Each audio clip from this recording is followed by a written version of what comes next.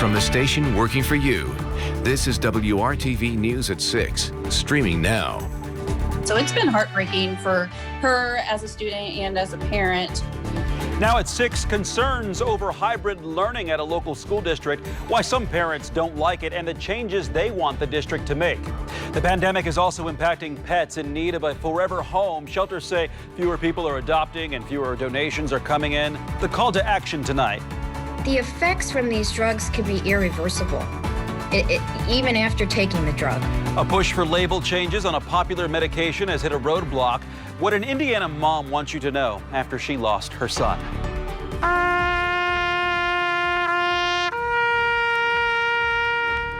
A day the United States will never forget. Today marks 19 years since September 11th, 2001, when our country was attacked and thousands of lives were lost. Good evening to you here at 6 o'clock, and thanks for being here with us. I'm Mark Mullins. Amanda Starantino has the day off. It is a great evening for some Friday night football. After a cloudy start to the day, we're finally seeing a bit of the sun. Let's get to Chief Meteorologist Kevin Gregory, who is tracking the rest of your night and the weekend. Kevin. And a little bit of sunshine foreshadowing, some sunshine for the weekend, but comfortable for fans and players tonight as temperatures are in the 70s right now. The thinning of the clouds has certainly helped temperatures surge a bit during the afternoon. 75 in Indy, 4 degrees warmer up in Lafayette. Skies will be partly cloudy tonight. There are your metro area temperatures. The wind generally out of the east. It's been 10 to 15 miles per hour today. The wind direction changes over the weekend. That will start to bring our temperature back up as we get to Saturday. But here's your evening planner for football. Plan on temperatures dropping into the lower 70s through the game, and the time you tune in tonight at 11 to find the latest scores, it will be in the upper 60s. Patchy fog, that's how we start the weekend. We'll talk about your chance for thunderstorms Saturday and how we end the weekend coming up. See you soon, Kevin. Thank you. Some parents at a local school district are calling on administrators to make adjustments to their hybrid learning model. More than 1,700 people in Franklin Township have signed a petition expressing their concerns. WRTV's Megan Sanctorum spoke with some of those parents and is working to get answers from district leaders. A struggle for her, and her grades have been greatly affected. This is what learning looks like half of the week for students here at Franklin Township Community Schools. So she's basically on her own 3 days a week, and she's spending at minimum 10 hours a day. Parents telling us their kids are left to teach themselves when they're not in the classroom. She's not doing any type of calls with teachers. There's no interaction on those days, so that's a struggle for her. Other parents say they're experiencing the same thing. A lot of that time is spent trying to teach themselves material, looking for YouTube videos and going on Google and attempting to find resources that are not being provided. This petition online asking for adjustments to the learning model has more than 1,700 signatures. We basically started a petition, which was nothing more than an act to see how many people are having these same challenges, and a request of the school board and the administration to meet with parents. They want to see changes like increased teacher interaction on e-learning days, a consistent communication portal so deadlines and assignments are clear, and an adjusted workload. We can look at their grades and we can see, how is this being impacted? How were their grades last year? What do they look like this year? Obviously something has changed. We're not blaming the teachers. We know that they're doing the best that they can. What we're asking for is just the administration to continue to adapt. And they hope it happens sooner than later. This cannot be a throwaway year for our children. We cannot say, okay, we're all learning, but what happens right now doesn't matter, because it does. Working for you, Megan Sanctorum, WRTV. The Franklin Township School District released a statement saying they will meet with parents individually to discuss any concerns they might have. Parents we spoke with say they still hope district leaders take their ideas for improvement into consideration. Another record in additional COVID-19 cases reported in a single day here in Indiana. The State Department of Health confirms 1,282 additional cases of the coronavirus. We're now sitting at more than 103,000 cases cases reported since the start of the pandemic in March. The state also reports 10 additional deaths. And so far, 3,196 people in Indiana have died with the coronavirus. More than 1,183,000 Hoosiers have been tested for COVID-19. The positivity rate dropped to 8.7%, down slightly. The state is also reporting 37% of Indiana's ICU beds are available. COVID-19 patients are using nearly 10% of the ICU beds. Non-COVID-19 patients are using about 53% of those beds. 81% of the state's ventilators are available as well. Tonight, rescue organizations and animal shelters across central Indiana are facing challenges because of the pandemic. With a lack of funding due to canceled fundraisers and lower adoption numbers, they are trying to continue their mission of saving animals. WRTV's Nicole Griffin is in Shelby County with a call to action from the owner of a local animal rescue. For as long as she can remember, I've loved dogs all my life. I've been saving them since I was a kid. Picking them up off the street, Dad would get mad. Shelly Christie has had a passion for helping neglected animals. She started Canine Castaways Rescue with her late husband in Fountaintown in 2014. Mainly pull from kill shelters. In March, she took on the case of an 8-year-old boxer named Sadie who was found on the side of the road in Indianapolis. I mean, she only weighed like, I think it was 35, 36 pounds, which is way underweight. And couldn't hardly stand. The vet determined Sadie had dog bite wounds, was starving, and hung by a rope by her front legs. After 7 days in the hospital, Christie is still paying off her vet bill, which is right at $5,900 to save her. But ultimately, she is saved. And since then, we have found her a wonderful home. With adoptions down during the pandemic, Christie's work has not stopped. She pulled this wolf hybrid from Bloomington who was found walking with a chain around his neck, and this German Shepherd who was surrendered in Muncie. Meanwhile, Capone, a boxer mix, has been at CCR for a year. Christie is still working to find him a home.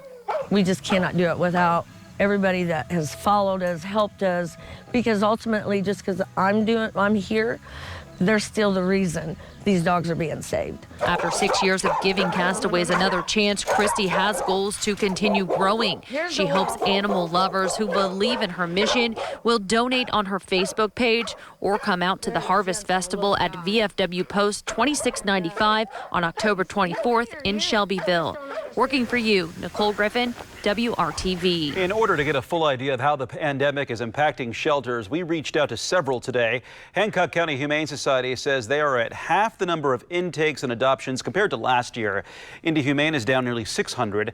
Each organization says the need for donations is critical. A mom's battle for stricter and more precise warnings on popular antibiotics has hit another roadblock. Heather McCarthy's son, a Purdue University student, died after taking Levaquin, a fluoroquinolone. WRTV Investigates has been digging into the side effects surrounding these drugs for the past 5 years. Our Kara Kenny explains why an FDA decision is making things more difficult for critics of these drugs. Heather McCarthy has been on a quest for label changes since the 2013 death of her son, Shay. Shay was suffering from psychiatric side effects from the antibiotic Levaquin and died after he crashed his car into a cement embankment. He knew that this drug had affected him, and no one chose to listen to him. Shay will always be missed by myself and his friends and his other family members. And that's why I just think this was so important. Shay took a fluoroquinolone. They're popular antibiotics used to treat infections like pneumonia. In June 2019, the Southern Network for Adverse Reactions and Dr. Charles Bennett submitted a petition to the FDA requesting changes that would impact fluoroquinolones, including a black box warning about potential psychiatric adverse reactions, including suicide. More and more people have very severe psychiatric side effects from these drugs, and it's just a hidden secret according to where the FDA is at now. And it should not be a hidden secret. The petition also requested the FDA add fluoroquinolone-associated disability to the black box warning. On August 28th, more than a year after the petition was submitted, the FDA denied their request, saying the drug's label has already undergone numerous updates to inform prescribers and patients of the drug's risk. The FDA also expressed concern about delaying access to the drug for serious infections. I think it's disappointing. That was really important to me to clarify that black box so that when they are referring to the central nervous system, it's the psychiatric issues that could be so harmful to people, which was certainly affected my son, that there would be clarity there. And that when people looked at it, they would know right away, okay, I get this, you know, as opposed to something more convoluted. Fluoroquinolone-associated disability, the neuropsychiatric problems, suicides, things like that are so deeply hidden in the current package insert and in the medication guide, you can't find them. Doctors don't know this side effect. We wanted to change that, and what we got is an answer that says absolutely no. The drug maker Janssen stopped making brand name Levaquin in December 2017. However, the product may remain on shelves. Plus, the label changes would have impacted all fluoroquinolones, which are still being used across the country, including to treat COVID-19 related pneumonia. Heather McCarthy, Dr. Bennett, and other advocates plan to reach out to congressmen and find other ways to inform the public about mental health side effects from these antibiotics. That's my purpose, and I certainly will never shut up about it. Working for you, Kara Kenny, WRTV. We did reach out to the FDA for its response, and they directed us to their 8-page letter, which you can find in this story on the WRTV app and our website at WRTV.com. We also contacted the makers of Levaquin for a response, and they say, quote, "We have extensively studied Levaquin, and though we no longer manufacture the product for the use, we do continue to work closely with the FDA to ensure that the prescribing information appropriately reflects the risks and benefits of the medicine based on information available," end quote. New developments on IMPD's Use of Force Review Board. Its creation is in response to the police-involved shootings in the city. We're now learning the board will be led by a majority of civilians. This was not the initial plan. These decisions that these boards make really make a difference between, you know, an career. So yeah. Certain. We all have those same concerns. And that's why we've ensured that this board will have the proper training, will be narrowly scoped to the use of force policy and not broader than that. The board has yet to be announced. If it's a 9-member board, 5 will be civilians. And when it's created, the Use of Force Board will review incidents involving death and bodily injury cases.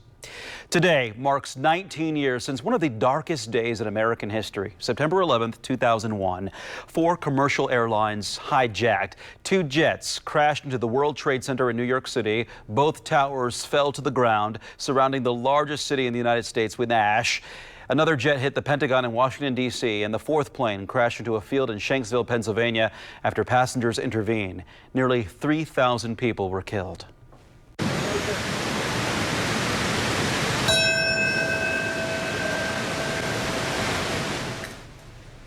New York City observing a moment of silence at 8:46 a.m., the exact time the first plane crashed into the World Trade Center 19 years ago.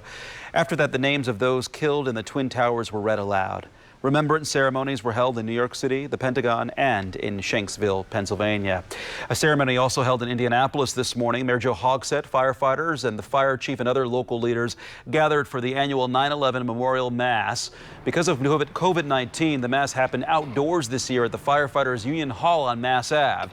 This gathering honors the lives of the 343 firefighters killed while responding to the attacks in New York City.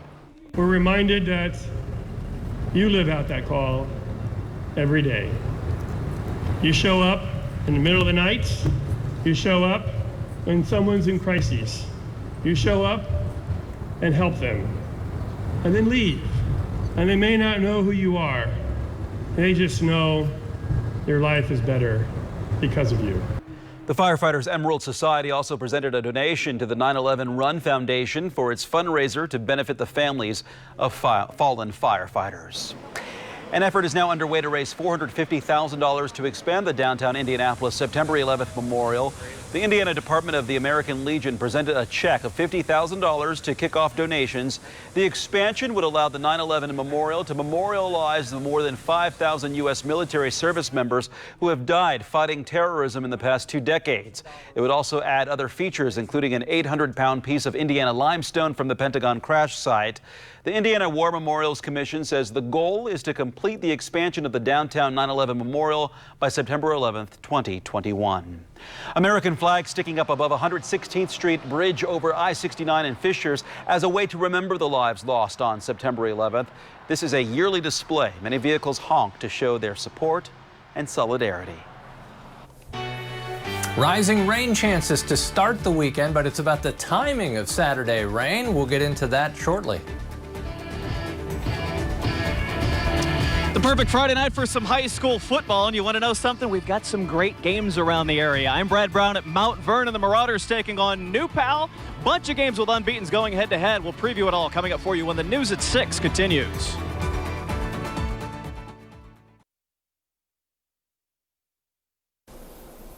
And what a great night for Friday night football across central Indiana. Some breaks in the cloud cover, but temperatures are comfortable not only for fans, but those playing the game. 75 with an east wind around 5 to 10 miles per hour. If it comes down to a game-winning field goal, weather shouldn't be too big of a factor. Let's jump to the weekend. I know you may have plans. Outdoors tomorrow. 85 for the high, a little more humidity. The chance of thunderstorms will increase in the afternoon, first in western Indiana. We'll slice and dice that in a second. Sunday, any chance for rain is pretty much in the southeastern portion of the state, 80 degrees as we start to lower the humidity. Tomorrow, after about 4 o'clock, especially western Indiana, the rain chances will begin to climb. They peak in Indianapolis as we get past sunset into tomorrow night. There's a low risk. A couple of these may be strong to severe. Damaging wind would be the main threat from any of the stronger storms. Early afternoon, off to the northwest, some showers and thunderstorms. There they are along the Wabash River at 4 o'clock, and notice how they begin to break up as they come to the east. The question is, will we get a solid line put together to bring some rainfall? As I show you this rainfall potential, at least it shows all of us getting some rain. I don't know that we'll all get a soaking rain. That doesn't appear to be the case. Temperatures during the day tomorrow will be in the mid-80s. There's your wind. It will be a bit stronger out of the east at the beginning of the day, but look what happens. Starts coming around to the south. That will transport the warmer temperatures into central Indiana. It will also raise the humidity a bit. Then we start the humidity sliding the other way. Temperatures will be cooler on Sunday, struggling to hit 80 for the high. Areas south of Indianapolis, Bloomington, Columbus, Greensburg on south, you should still make it into the 80s. The rest of us barely making it there. As you look at the 7-day forecast, you'll notice Monday, Tuesday, Wednesday, lows in the 50s, highs in the upper 70s Monday and Tuesday, and then only around 80 degrees on Wednesday and Thursday for a high. The next chance of rain comes on Thursday of next week, the next best chance for rain. Let's check in with Brad Brown. Brad, the sun is setting now before 8 o'clock, 7:59, so it gets dark during the game. Kevin, when we get these 7 o'clock kickoffs, you start to get kind of dusk-ish. Some of these other games around the area start around 7:30. You get kind of that beautiful twilight hour. What I can tell you is we're up here at Mount Vernon High School tonight up here in Fortville. There's a breeze. It's cool. It's starting to feel a little bit like fall. The other thing is there's some massive games around the area tonight. Let's kind of take a look at some of the pregame activity going on here right now. The Mount Vernon Marauders here in their home black uniforms. They are 3-0. They are ranked number 2 in Class 4A. And down there at the other end of the field is New Palestine. They are ranked number 2 in Class 5A. The big story about New Pal is they haven't lost a regular season game in more than 7 seasons. 65 straight, as a matter of fact. They're going to try and extend that streak here tonight, but it will be against a Mount Vernon team that is very good coming into this one, particularly after the amount of work they were able to get done in the offseason. Let's take a look at some of these workouts. This is some of the best video that we've seen over the course of the last several months.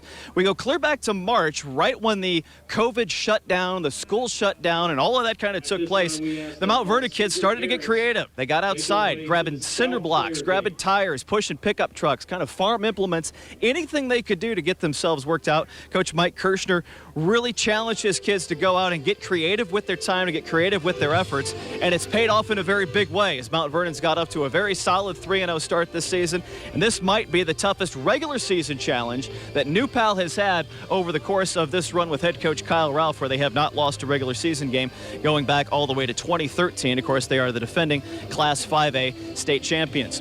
When we take a look at this one kind of going forward here, this will kind of set the pace for both of these teams going into the rest of the season. It's also a conference game as well, as this will kind of have the conference championship coming. Here comes Coach Kirshner. We're going to stick right here and bring him a microphone over and get a little bit going on here as he comes in. And here he is right now, getting set. Mike, good evening. Hi. We were talking about the workouts that your kids did early on in the shutdown. They got so creative with that. How has that paid off for your guys here as you got into the first part of the season? That's a good question. We came back in really good shape. We were really pleased when we hit the field in July. We were concerned about our conditioning. We really didn't miss a beat. Our older kids really kind of took the bull by the horns, and was real impressed to see how we hadn't lost strength, hadn't lost our conditioning, because that was a real concern when we hit the field in July. It's the biggest challenge for your guys tonight against New Pal. Just a great matchup really for both teams, it seems. Yeah, we're excited to see where we're at. You know, we've been chasing the dog for 2 years now that I've been here, and it'll be interesting. I think we match up a little bit better physically. We'll see if we can handle the mental part. They're an elite program that's won 90 of their last 94 games, and they're not used to losing. So you got to find a way to push their buttons. It's going to be a great night. That's it. Have a great night, Coach. Thank you. Appreciate it. Mike Kirshner, head coach of the Mount Vernon Marauders. We'll take that. We're going to send you to break here. Tell you we'll have coverage of this one and a lot more coming up for you tonight on the News at 11 with highlights of some of the big games around the area. Time for another break. The News at 6 continues after this.